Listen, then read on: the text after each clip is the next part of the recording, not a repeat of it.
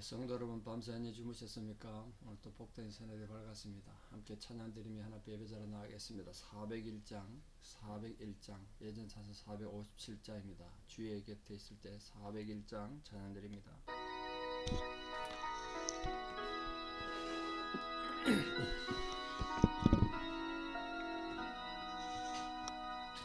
주의 곁에 있을 때 마음이 든든하오니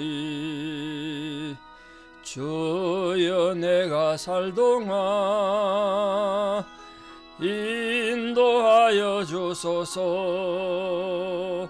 주여 나를 인도하소서. 빠른 세상 살 동안 주여 인도하소서. 피난처인 예수여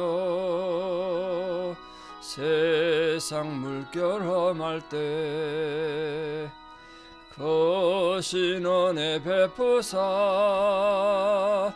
나를 숨겨주소서. 주여 나를 인도하소서. 빠른 세상 살 동안 주여 인도하소서. 세상 풍파 지난 후 영화로운 나라와 눈물 없는 곳으로 돌아가게 하소서. 주여 나를 인도하소서. 빠른 세상 살 동안 주여 인도하소서. 아멘.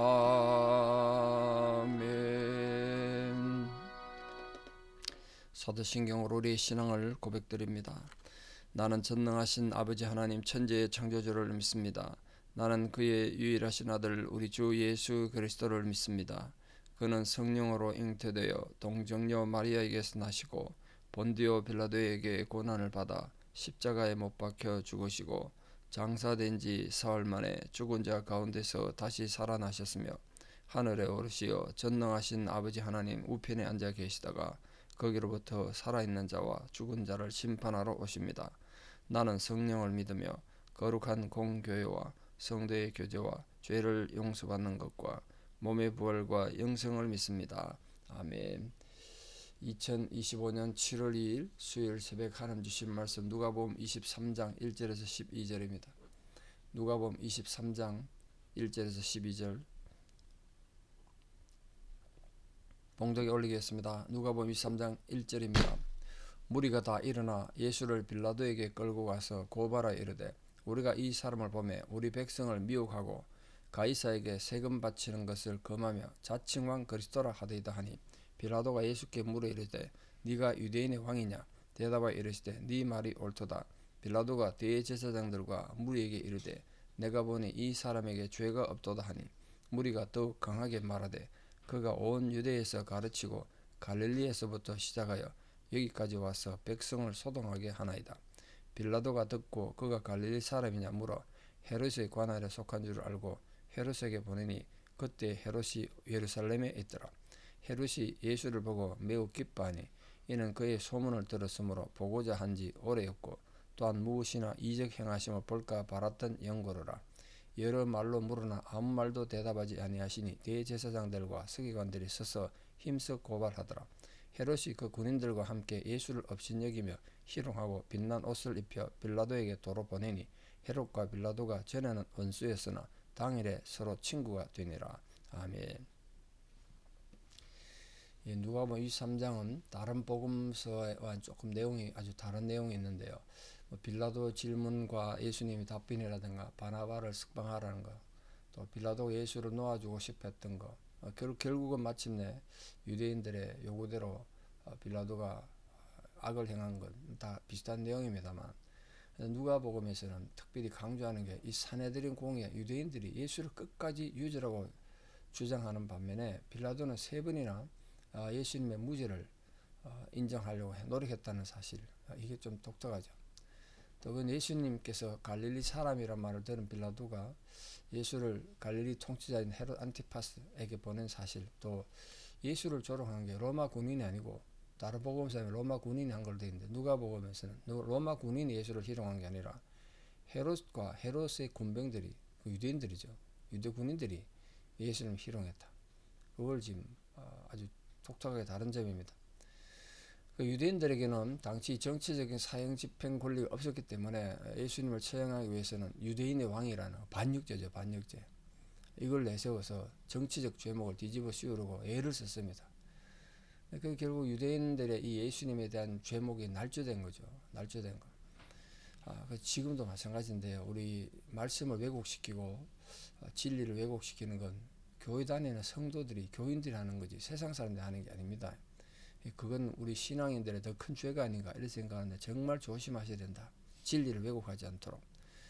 자, 오늘 본문에 보면 빌라도도 지금 예루살렘에 와 있고 헤롯 안티파스인데 헤롯 왕도 예루살렘에 와 있었습니다. 원래 이 사람도 예루살렘에 있는 사람들이 아닙니다. 유대와 사마리아 총독이었던 빌라도는 당시 가이사라에 주둔하고 있었고, 또 헤롯 안티파스는 예루살렘이 자기 통치적이 아니에요. 근데도 여기 예루살렘에 와 있었던 이유는 유월절 지키기 때문에 왔습니다. 유월절.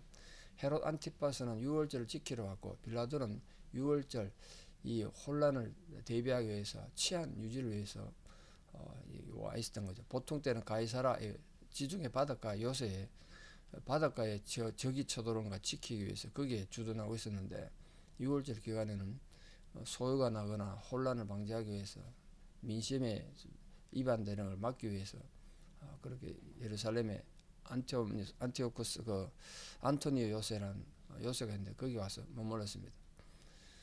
자, 산헤드린 공회 회원들이, 그 대제사장들과 바리새인들이 예수님을 고발한 죄목이 오늘 3가지로 등장하는데, 2절에 보시면 백성을 첫째 미혹한다, 민심 교란한다는 거죠.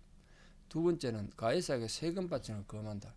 이 세금을 못 바치게 한다는 건 엄청난 죄입니다. 옛날에 세금이 정말 중요했으니까. 그건 사람들 선동해서 세금을 바치지 마라 그러더란 거죠. 하나님의 것은 하나님에게, 가이사의 것은 가이사에게 분명히 말하는데도 그렇게 왜곡했습니다. 세 번째는 자칭왕이라는 거예요. 자칭왕. 이건 엄청난 죄죠. 황제가 있는데 지가 왕이라 그런다, 이래 말했다는 거죠. 이 산헤드린에서는 예수님이 하나님의 아들이다 그랬다, 그래서 신성모독죄로 판결을 내렸잖아요. 근데 빌라도 앞에서는 그 말은 하나도 안 합니다. 신성모독죄 이런 거 안 해요. 왜냐하면 빌라도가 유대교를 싫어했기 때문에 빌라도한테 신성모독죄 이런 거 해봐야 유대교 교리 관한 문제니까 왜 내한테 가져왔냐, 분명히 거부할 거 알았기 때문에 빌라도가 관심을 가질 그런 문제들을 찾은 게 민심교란, 세금 불납하는 거, 세금 내지 않는 거, 왕이라고 자칭왕하는 이런 정치적인 혐의를 세운 겁니다. 이 가야바를 비롯했던 대제사장들, 특히 바리새인들도 마찬가지인데, 자신들의 권위와 또 정치적인 생명, 무엇보다 이 예수님이 자꾸 성전 청결 운동 이런 거 하는 바람에 자기도 수입원이 끊어질 것을 두려워한 나머지 이제 거짓 증거를 조작해서 빌라도를 예수한테 고발한 겁니다. 뭐 권력이나 명예나 물질 자체를 나쁘다고 할 수 없죠. 이왕이면 우리 성도인들이 권력도 있고 명예도 있고 물질을 가진 사람이 됐으면 좋겠습니다. 근데 그거 가질수록 사람이 삶을 더 풍요하게 만들 수는 있습니다만, 이제 문제는 욕심이죠. 욕심. 가지면 가질수록 더 요구하는 게 인간의 마음입니다. 인간은 아무리 많이 권력 가져도 만족이 없습니다. 그래서 그 욕심이 문제죠. 결국은 나중에는 감당할 수도 없는 벅찬 권력, 명예, 물질을 가지고 있다가 또 그걸 탐하다가 비참해지는 겁니다.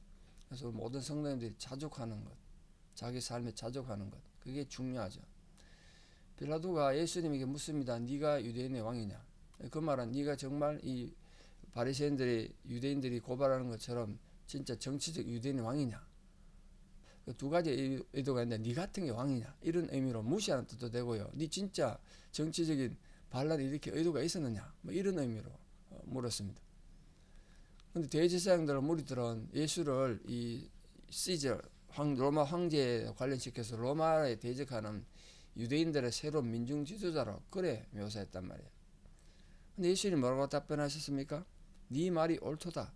지금 누가는 그것만 써놨는데 네 말이 옳도다 그 말은 그래 내가 유대인의 왕이다 이런 뜻이지 않습니까? 근데 마태복음이나 요한복음에 하면 예수님께서 네 말이 옳도다 그리고 뒤에 이 어떤 의도로 내가 왕이라고 말하는지 주요 길게 설명을 합니다. 그 결국은 정치적 지도자가 아니라 종교적 지도자, 하나님 보낸 인류 구원을 위한 메시아 개념으로 설명을 하죠. 그러니까 빌라도가 들어보니까 딱 보면 알잖아. 이 사람은 정치적으로 반란을 일으키려는 사람이 아니다. 이거는 유대인들의 관계구나. 유대인들이 예수를 모함하는구나. 예수님에게 어떤 정치적 의도가 없다는 걸 알았다는 거예요. 그러나 그도 결국은 예수님이 진짜 어떤 분인지는 알지 못했잖아요. 그러니까 우리 지금도 마찬가지인데 우리 교회를 다니고 신앙생활을 하고 뭐 성경 공부도 하고 해도 진짜 예수님이 누구신지 모르면 우리 인생이 불행하지 않겠습니까? 신앙이 바르게 될 수 없으니까. 보십시오. 빌라도는 직접 예수 만나서 대화도 하고 신문도 했으면서도 예수님이 누군지 끝내 몰랐던 불행했던 사람 아닙니까? 그래서 우리 사도신경에 이름이 올라가고 인류 종말할 때까지 욕먹고 있습니다. 자, 빌라도 판결이 나 이 사람 죄가 없다 이렇게 판결했더니 이 유대인들이 뭐라고 좀 얘기했나 보십시오. 어떻게 얘기했습니까? 5절 이하에 더 강하게 말했습니다. 더 강하게 말하기 위해서 등장시킨 게 뭐냐? 갈릴리입니다. 갈릴리. 이 갈릴리에서부터 이 사람 갈릴리 사람인데 갈릴리에서부터 온 유대, 온 팔레스타인 전체 소란케 한 원흉이다. 민심을 위반한 죄인이다. 이렇게 말했다. 왜 이 갈릴리 사람인 걸 밝혔냐면요. 당시 갈릴리 사람들은 반란 일으키기로 유명한 곳입니다. 이 빌라도도 갈릴리 때문에 골치가 아파서 직접 갈릴리 사람들을 학살했던 그런 경험이 있거든요. 이 빌라도는 갈릴리 그러면 아주 기분이 나쁜 거예요. 그래서 빌라도 감정을 건드려 가지고 예수를 유죄 판결을 받으려고 이 갈릴리 사람이다. 그렇게 얘기한 겁니다. 그러나 이 빌라도는 이 바리새인들을 되게 싫어했기 때문에 그 사람들 의도를 들어줄 의도가 없었던 것 같아요. 처음에 갈릴리 출신이라는 걸 듣고 그 사람 갈릴리 출신이냐? 그러면 지금 6월절 지키려고 헤롯 안티파스가 예루살렘에 와 있으니까 그 사람 재판 소관이다. 거기 그 사람이 분봉왕이니까 글로 보내라는 거죠.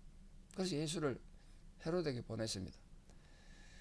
여러분 정말 무엇이 의로운 것이고 무엇이 악한 것인지 올바로 안다면 옳은 것을 옳다고 말하고 행동을 옮겨야 되는데 소리는 요란하면서 무엇이 지금 잘못되고 사람들이 무엇 때문에 억울한지 알면서도 입 닫고 있는 건 잘못된 거죠.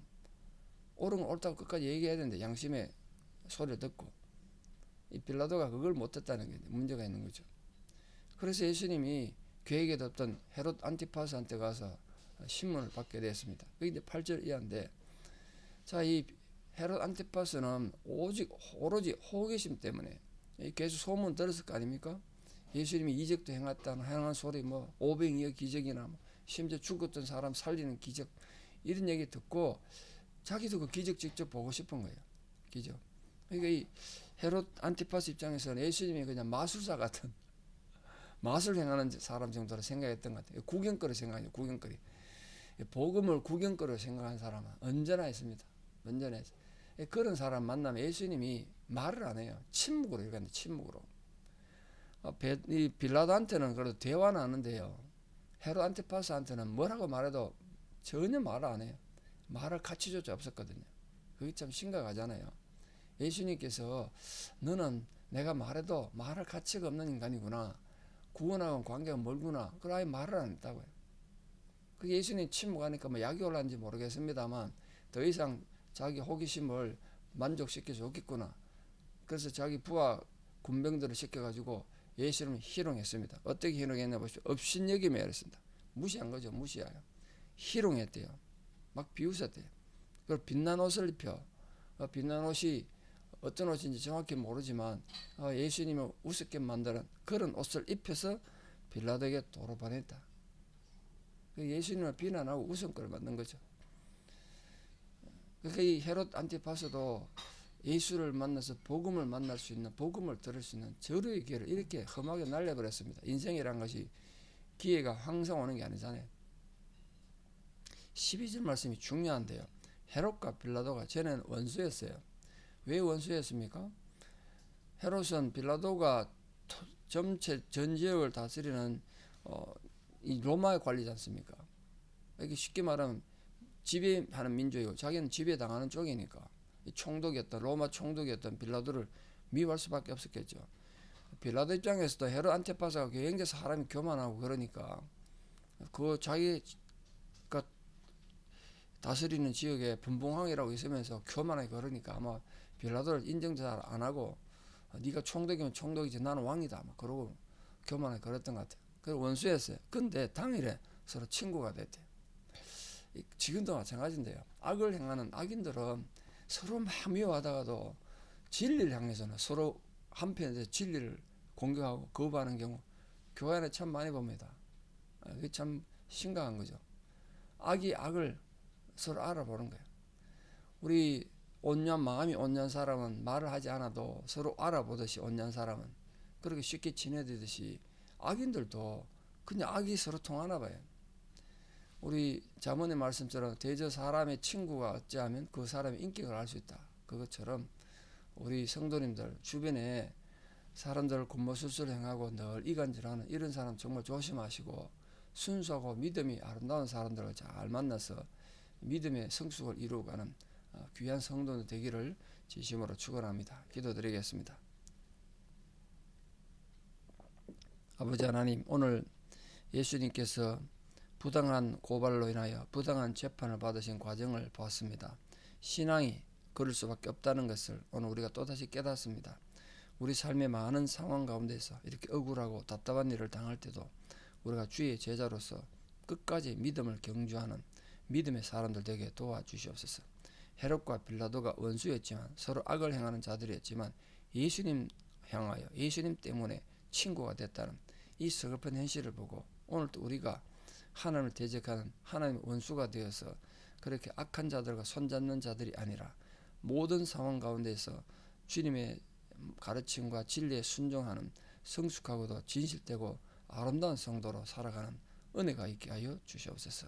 이제는 우리 주 예수 그리스도의 은혜와 하나님 아버지의 만극하신 사랑과 성령님의 위로 교통 역사하심이 오늘도 주님 앞에 나아가 끝까지 충성하고 겸손한 주의 제자로 살기를 결단하는 사랑하는 성도님들의 위대한 신앙의 고백 위에 또 우리 사랑하는 모든 자녀들 삶 위에 지금도 하나님 도움이 필요한 고난과 질병과 어려움 가운데 있는 모든 성도님들 힘겨운 상황 위에 이제부터 영원토록 함께 하시옵기를 간절히 축원하옵나이다. 아멘. 예, 여러분 오늘 하루도 믿음으로 승리하시고 내일 또 뵙겠습니다. 모두 건강하십시오. 감사합니다.